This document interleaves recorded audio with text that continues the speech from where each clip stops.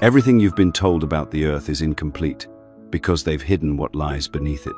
You were taught to believe in a solid, lifeless core, wrapped in layers of molten rock and science-approved certainty. But what if that version of Earth was only half the truth? What if, deep below the surface, there exists a realm untouched by modern chaos, a place of harmony, higher knowledge, and luminous energy? For thousands of years, spiritual traditions, ancient texts, and suppressed testimonies have pointed to the same thing, a hidden world called Agartha, not a myth, not a metaphor, a forgotten civilization said to dwell within the Earth itself, protected by mystery, shielded from corruption, and vibrating at a frequency higher than our world dares to reach. If Agartha is real, and the signs are everywhere, then we've been living in a controlled illusion, cut off from something extraordinary. This is the story they never wanted you to hear. Most people believe the Earth is solid all the way through, just rock, pressure, and molten lava deep beneath our feet. That belief isn't based on first-hand knowledge, but on blind trust in a system that decides what counts as truth. What if they lied? What if the Earth has been hiding something all along? Not just a scientific anomaly, but an entire realm of existence that rewrites our understanding of human history, spirituality, and consciousness itself. The Hollow Earth theory isn't new, and it isn't fringe.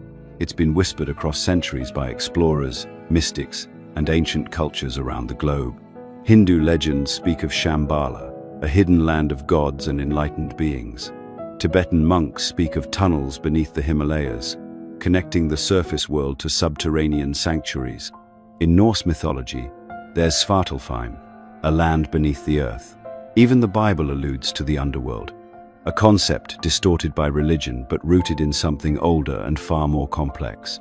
Yet mainstream science scoffs. It builds its house on models, assumptions, and equations, but it has never dug deep enough to say with certainty what lies below. The deepest humans have ever drilled is just over 7 miles. That's not even 0.2% of the Earth's diameter. We know more about outer space than we do about what's under our own feet. And in that blind spot, truth has been buried, literally. The Hollow Earth theory suggests that the Earth contains massive internal cavities, and at the center of this hidden expanse lies Agartha, a radiant inner world, illuminated by its own inner sun. This isn't science fiction. From Admiral Byrd's mysterious flight logs to Olaf Jansson's testimony about entering the inner Earth through the polar openings, the accounts are eerily consistent. Warm climates, massive vegetation, peaceful inhabitants, and an overwhelming sense of spiritual presence. These are not the ravings of lunatics. They're stories told by military officers, sea captains, and monks, often at the cost of their credibility or even their lives. Why would so many different people across time and culture point to the same idea? Why are these stories always dismissed, erased, or rewritten? Maybe because they threaten something. Not just geological models, but the control over what humanity is allowed to believe. Because if Agartha is real, then everything changes. Our history is incomplete, our science is flawed, and our potential is far greater than we're told. Some of the most compelling sources about Hollow Earth have been silenced or buried, but we reveal them all inside our free newsletter, Insights Academy. For a limited time, you'll also receive a free digital copy of the Kybalion. Just enter your email at the link in the description. This is more than geology. Agartha isn't just a city. It's a key to decoding ancient myths, unlocking lost spiritual knowledge, and reclaiming what it means to be human. In nearly every version of the Hollow Earth story, the surface dwellers are described as disconnected, chaotic, lost. But the inner world? It's described as harmonious, spiritually advanced, and timeless. That should tell you something. The deeper mystery isn't whether Agartha exists, but why we were made to forget. The Hollow Earth theory, ridiculed by science, actually connects everything. Ancient texts, missing time in historical records, secret military expeditions, and the quiet teachings of monks and mystics who knew that truth doesn't always live where the light shines the brightest. It often lives underground, waiting for someone brave enough to dig. For those who only see with the eyes, Agartha sounds impossible. A luminous realm hidden beneath our feet, home to a race of advanced beings who walk in harmony with the cosmos. It sounds like a myth, until you realize how many myths across time and culture speak of the same place, using different names, describing the same principles, the same light, the same truth. This is where the story of Agartha begins, not in fantasy, but in forgotten memory. The ancient Hindus called it Patala, and later teachings described it as Shambhala, a place of peace and wisdom hidden in the inner realms of earth. In Tibetan traditions, it's said that Lama's guard entrance points to these sacred inner cities, only accessible by those with the right spiritual frequency. The Theosophists, led by Helena Blavatsky, and later reinforced by mystics like Alice Bailey, identified Agartha as the center of global spiritual governance, a hidden city guided by ascended masters who watch over the evolution of humanity. These weren't scattered beliefs, they were converging truths told by those who were tuned into something deeper. Agartha isn't a city in the conventional sense. It's described as a vast subterranean world with multiple interconnected cities, governed by a central capital, often called Shambhala, though names shift depending on the source. It's a realm of light, not because of fire or electricity, but because of energy. Some say it is powered by the Earth's natural frequency, what Tesla called the resonance of the planet. Others describe it as illuminated by an inner sun, not like our own, but a sphere of radiant energy at the planet's core, sustaining life, consciousness, and timeless peace. The beings who dwell in Agartha are said to be ancient, some say as old as Lemuria and Atlantis. Others claim they are the descendants of those civilizations who went underground to preserve their knowledge and way of life when the surface world fell into corruption and war. They live far longer than we do. Their lifespans can stretch hundreds, even thousands of years. But their secret isn't genetic, it's vibrational. Agarthans are said to operate on a higher frequency, aligned with spiritual laws, not materialistic ones. Their world is structured around balance, harmony, and service to a greater good, not greed, profit, or power. Their society does not run on money. There is no need. Abundance flows from alignment, not accumulation. There is no war, because conflict cannot exist in a society built on inner peace. Technology is not used to dominate, but to harmonize. Vibrational tools that heal rather than exploit. Transport that moves with energy rather than combustion. Knowledge that is shared rather than patented. Everything about their world reflects a principle we have forgotten. Consciousness comes first, and matter follows. You can feel the truth of it in your body, even if your mind wants to resist. Something about Agartha stirs a deep sense of recognition in those who are awake enough to listen. It calls not just to the curious, but to the seekers, the ones who've always felt that this world, this surface society of division and consumption, was never the whole picture. That feeling you've had all your life, that something is missing, isn't a flaw, it's a compass. In the world above, we chase meaning through jobs, relationships, possessions, and praise, but none of it fills the void. Because the void was never meant to be filled by the external. Agartha represents not just a place, but a mirror, a reflection of what humanity could become if we remembered who we were before we were programmed. It's a reminder that what we consider advanced, our skyscrapers, our smartphones, our algorithms, is nothing compared to a society that has mastered itself. They don't dominate nature, they harmonize with it. They don't fear death, they understand it. They don't worship knowledge, they live it. And somewhere deep within the earth, and within ourselves, that way of living still exists. We've just forgotten the way back. If Agartha is real, the first question most people ask is, where is the entrance? How do you get there? Is it hidden beneath the poles, buried in the Himalayas, locked behind military fences in Antarctica? But the mistake is thinking it works like a physical journey, like you can simply pack your bags and walk into a paradise below. The truth, whispered in ancient teachings and protected by the spiritually awake, is this. Agartha is not accessed through force or maps. It reveals itself through frequency. You don't break in, you resonate in. Throughout history, the ones who claimed to have visited the inner earth were not soldiers or treasure hunters. They were monks, mystics, dreamers, and spiritual adepts. Tibetan lamas speak of sacred tunnels beneath their monasteries that lead to underground sanctuaries. Some say these tunnels were never carved by hand. They were shaped by intention, by sound, by vibration. Not all who dwell in monasteries are there to pray to an external god. Some are guarding the gates of Earth's inner sanctum, protecting knowledge too pure to be handled by a world still ruled by ego. Stories persist from many corners of the world. Ancient shamans speak of descending into the earth through dreamwalking and trance. Yogis describe subtle realms beneath the body of the planet that can be entered through deep meditation. In Peru, there are tribes who believe that certain caves pulse with energy, and if entered at the right time, in the right state of mind, they lead to other dimensions entirely. These aren't metaphors, they're maps written in frequency, guarded not by locks, but by your own consciousness. You see, Agartha doesn't just reject greed, violence, and control. It's inaccessible to them.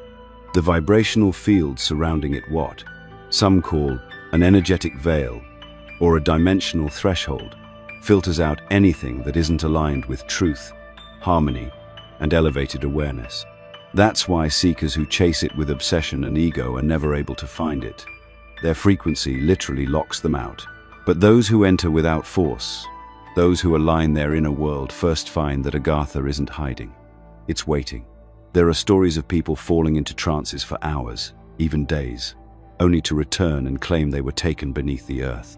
They describe crystalline cities, enormous halls humming with energy, and beings of light that communicated without words. The energy they report is consistent, peaceful, still, and intelligent.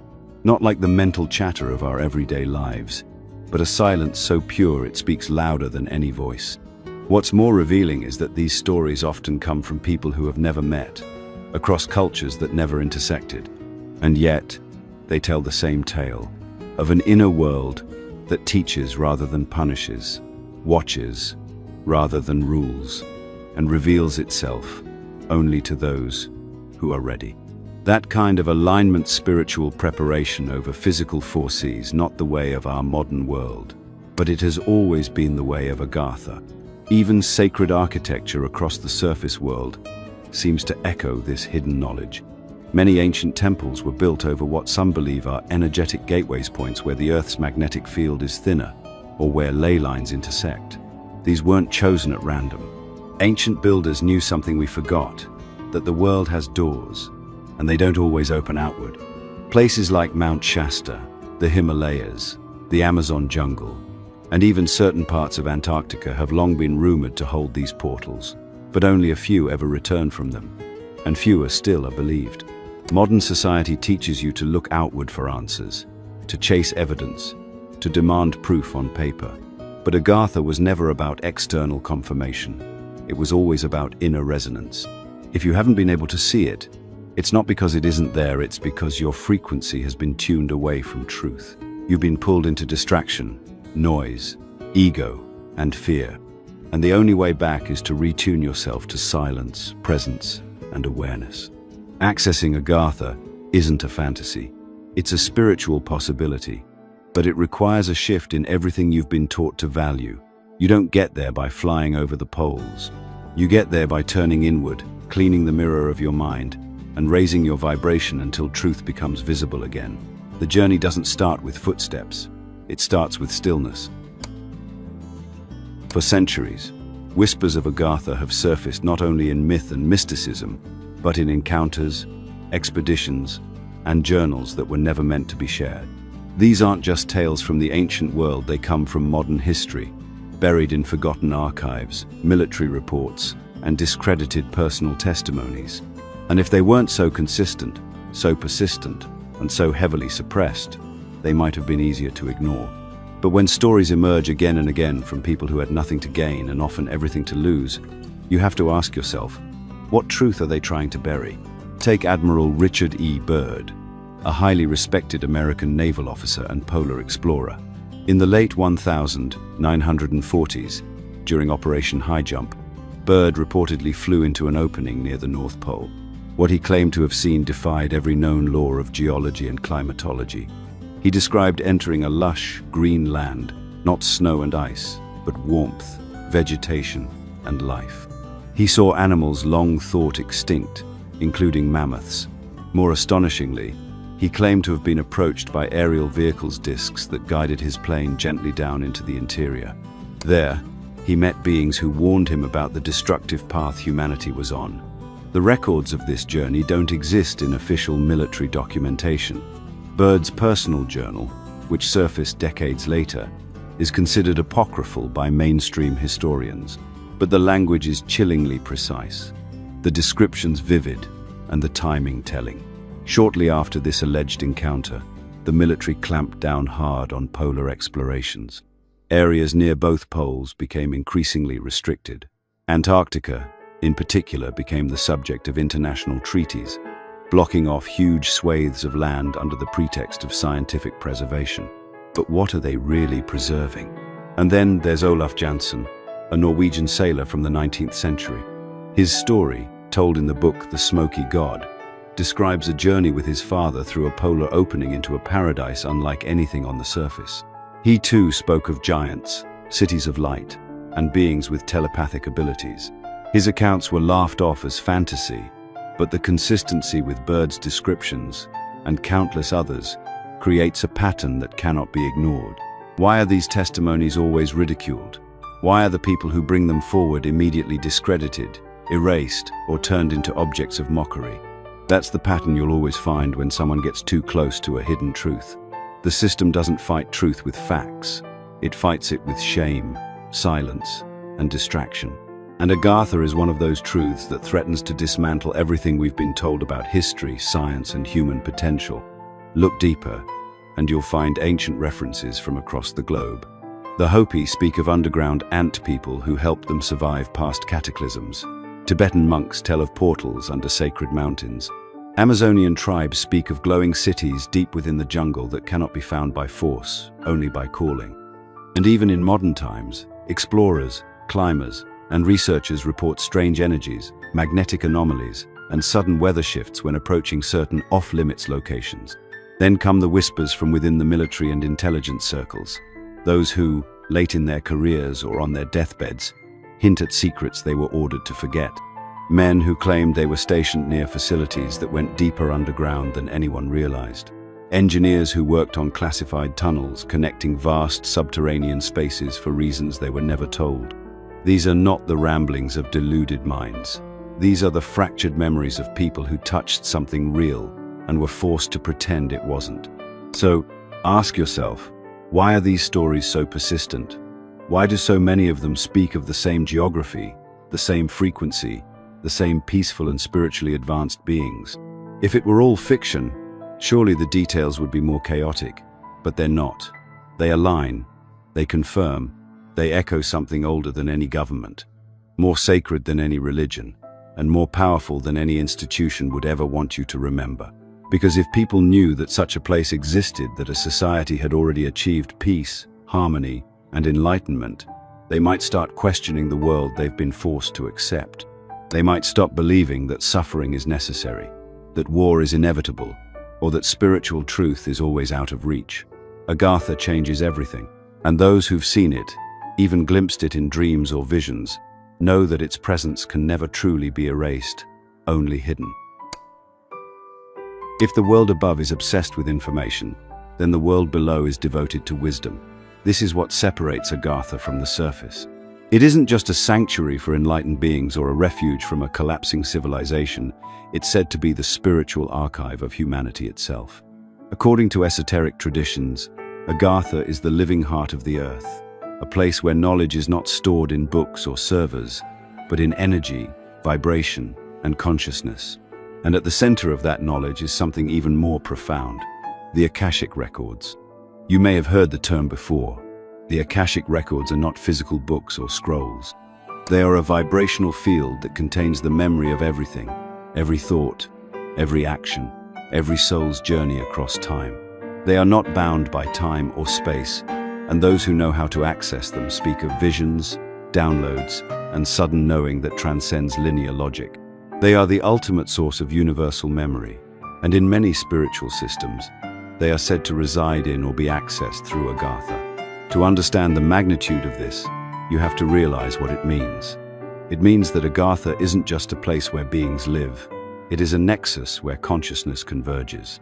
It holds the blueprint not just of Earth, but of human evolution, spiritual law, and divine intelligence. Those who dwell there are not just inhabitants. They are guardians, keepers of the planetary soul, protectors of the truth we have long forgotten in our race toward artificial progress. Agarthans, according to legend, do not access the Akashic records with effort. They live in harmony with it. They are in a state of alignment where information flows freely, not because they seek it, but because they are it. In this society, truth is not something to be argued over or voted on. It is known because it is felt. The Akashic field isn't a secret database. It is the living pulse of the universe, and Agartha is its most conscious expression on Earth. In this sense, Agartha acts like a planetary hard drive, storing the sacred memory of civilizations past, of Lemuria and Atlantis, of golden ages and spiritual collapses. And perhaps this is why we are cut off from it, because if we had access to that kind of memory, we would remember our power. We would remember that we are not here to serve systems, or chase wealth, or fight each other. We are here to grow, evolve, and awaken. But a society built on profit cannot afford a population that remembers its purpose. This is also why the idea of the Akashic records has been distorted. It's been turned into a trend, a buzzword, a curiosity. But in truth, it is sacred, and its guardians know that not everyone is ready for what lies within it.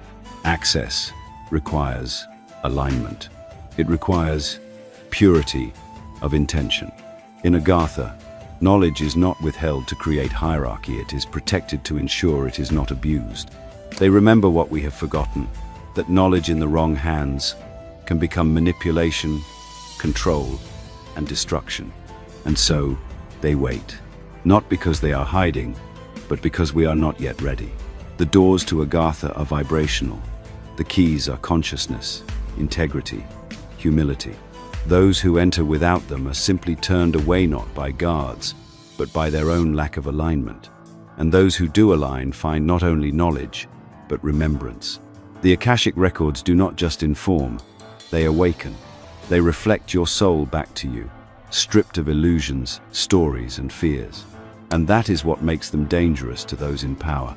Because if enough people began to access this knowledge, not through force, but through resonance, the world above would begin to change. Systems of control would collapse under the weight of mass awakening. The lies we've been sold would no longer work. The stories we've been told would lose their grip.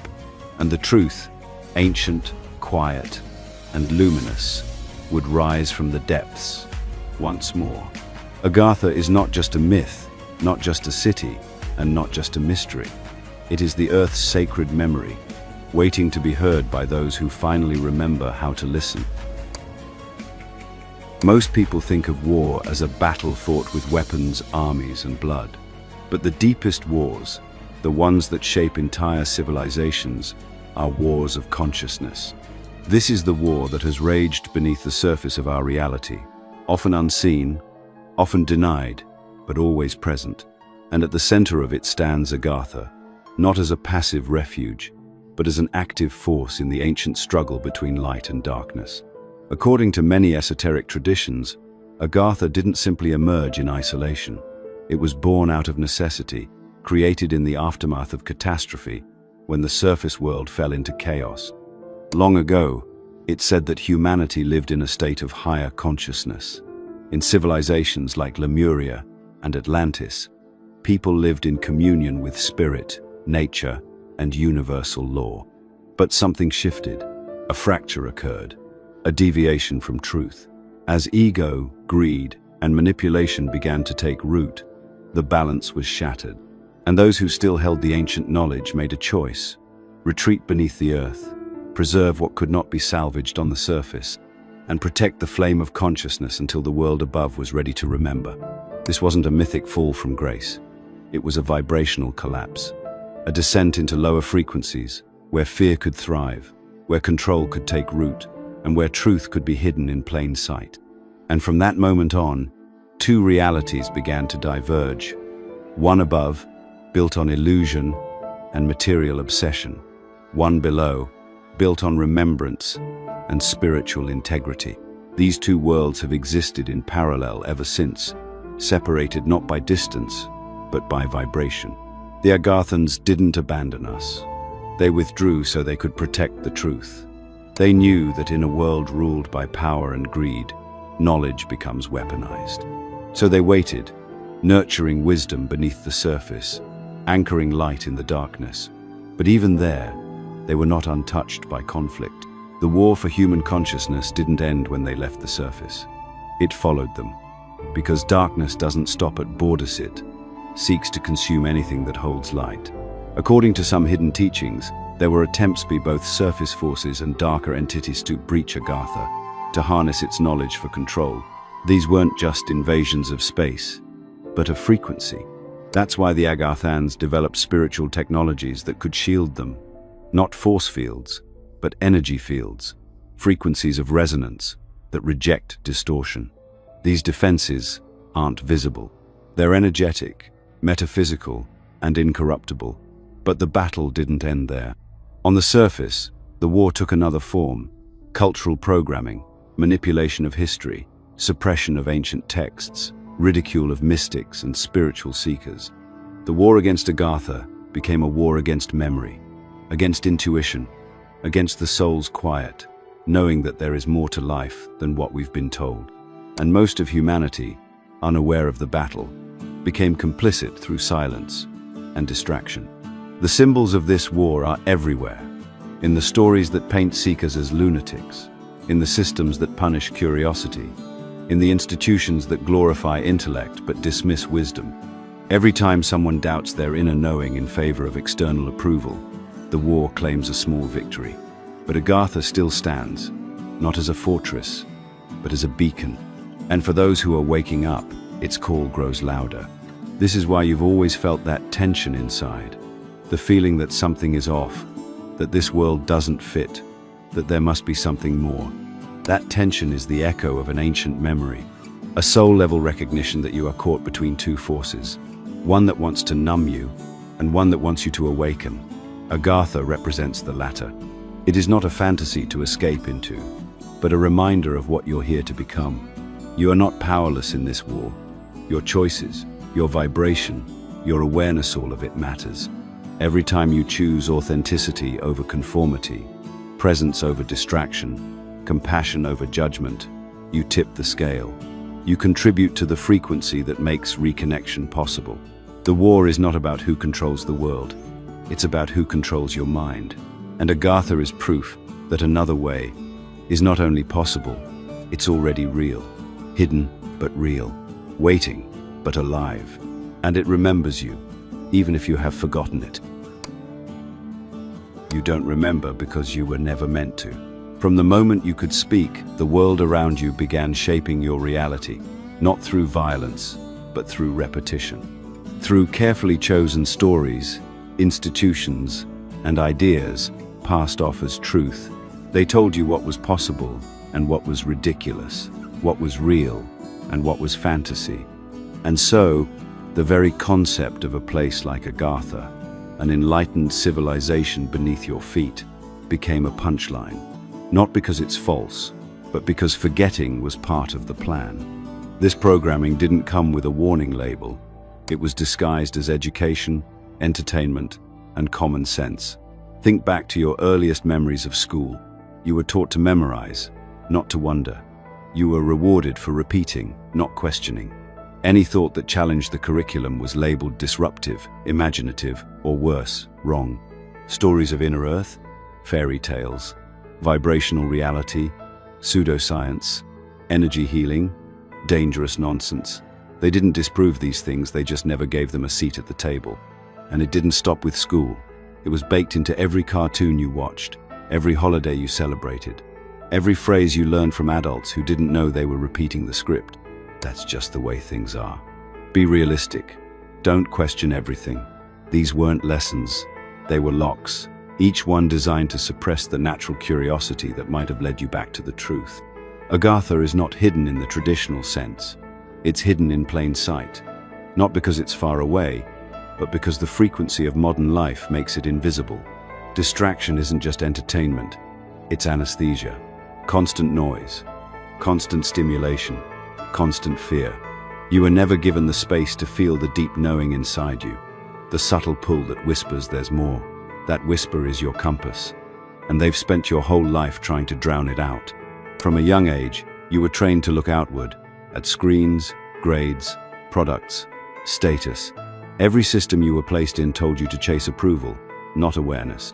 And slowly, layer by layer, you stopped trusting your inner vision. That's how they win. Not by locking you in a cage, but by making you forget the cage was ever built. But forgetting doesn't mean the truth is gone. It's still there, beneath the noise, beneath the programming. And the fact that you're here, now, listening, feeling something stir inside you, that's proof that the memory isn't lost. It's dormant, waiting. The ancient teachings always said that the great truths are never destroyed. They're simply buried until the world is ready again. Agartha is one of those truths. When you feel disconnected from yourself, when the world feels too loud, too chaotic, too shallow, that's not your weakness. That's your soul remembering what it once knew. It's sensing that the life you were sold is missing something sacred. You don't crave escape, you crave reconnection. Because Agartha is more than a place. It's a reflection of the version of you that remembers.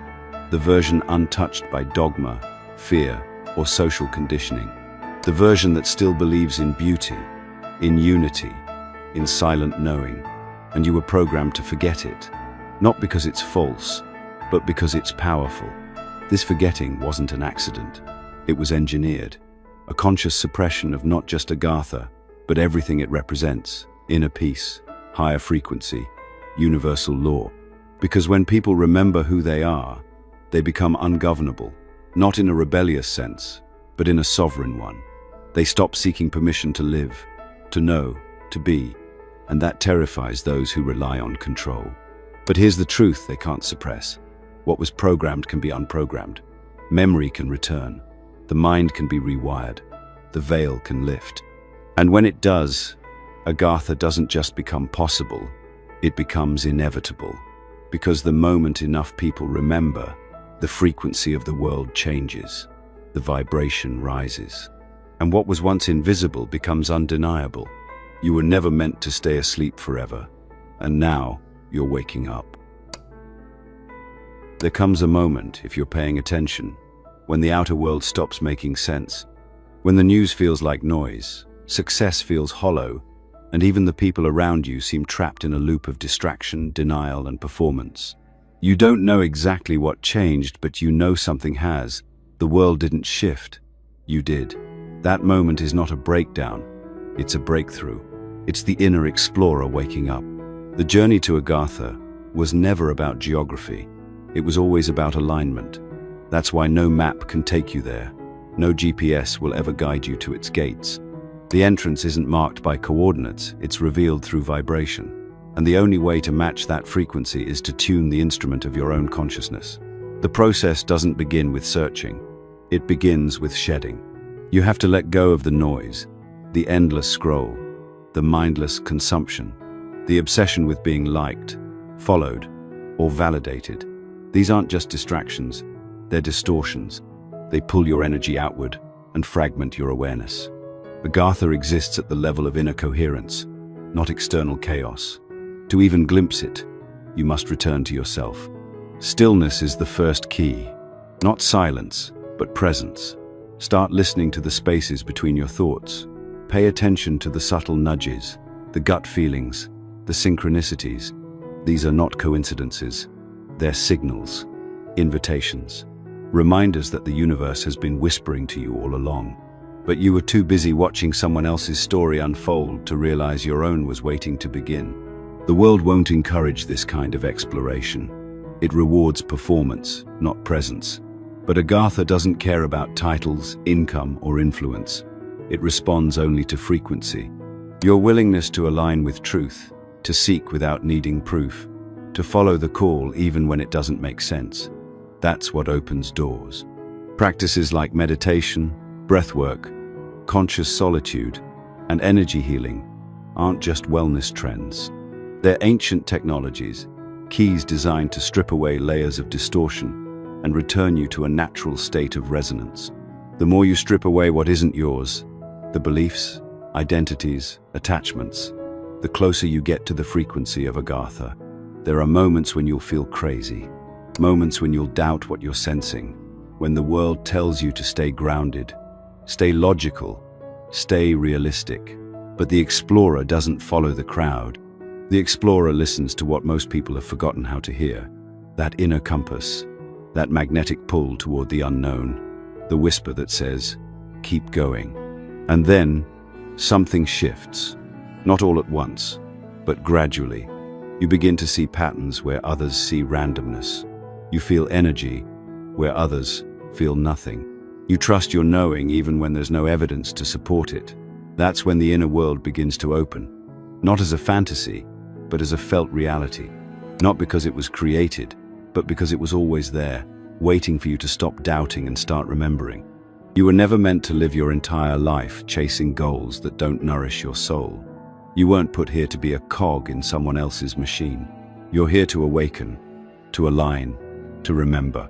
And that process begins not by doing more, but by being more, by returning to the truth you've always known, but were told to forget. Agartha isn't just a realm beneath the surface. It's a metaphor for what becomes possible when you turn inward with intention. It's the world that awakens when you finally realize the real journey isn't out there, it's within. And every step you take toward inner alignment brings you closer to that forgotten light, that sacred silence, that hidden civilization, not buried in earth, but buried in you. There's a reason Agartha won't leave your mind, a reason why, even after all the facts and denials and dismissals, something in you still wonders if it could be real. That wonder isn't a mistake. It's not naive. It's a memory, deep, ancestral memory. It's the quiet voice beneath all the noise that says, you've been here before, you've known this truth, and it's time to return. Agartha isn't just the story of a hidden city, it's the story of what we lost and what we are now being called to reclaim. It's a living reminder that humanity was once in tune with something greater, something sacred, something pure, and that this harmony still exists, untouched, beneath the chaos of our current world. Not just under our feet, but inside our hearts. That's why Agartha calls to the spiritual seeker, the questioner, the wanderer. Not because you're lost, but because you're ready to remember. Remember that the earth is alive, that it holds more than we're told. The heartbeat of the planet isn't just physical, it's spiritual. Beneath the surface, in realms of energy and silence, lies a civilization built not on conquest but on balance. They haven't forgotten who they are. They haven't surrendered their purpose to profit or politics. And that's why the idea of Agartha feels both distant and familiar, because you've felt that possibility within yourself. You've sensed there's more than this grind, this noise, this constant push toward artificial meaning. They made you believe you had to find your worth outside of yourself, that you had to earn your value, compete for your place, buy your way into peace. But Agartha reminds you that you were always whole, that everything you seek, wisdom, healing, belonging, has been waiting within you all along. Their world reflects what this world could be if we stopped feeding the illusion and started feeding the soul. You won't find Agartha by waiting for a map to drop into your hands. You'll find it by aligning your frequency with its truth. Every conscious breath you take, every moment you choose presence over distraction, love over fear, intuition over instruction, you draw closer. Because Agartha was never lost. You were. And now, you're finding your way back. If you're ready to go deeper than any platform would dare, join our free Insights Academy newsletter at the link below. You'll get access to exclusive insights and a free digital copy of the Kabbalion, so you don't miss what's coming next. The war for your attention won't stop. The distractions will keep coming. But now you know. Now you've heard what they've tried to keep buried. Agartha is real, if not in form, then in essence. And you are the bridge between the world above and the world within. You're not just being called to discover it, you're being called to embody it. You carry Agartha in your frequency, in your choices, in your willingness to live a different way. Not louder, not richer, not more impressive, just truer, more aligned, more alive. Because that's what this world needs. Not more noise, but more resonance. Not more followers, but more rememberers. Not more control, but more light. If this video resonated with you, let us know by commenting. I understood it.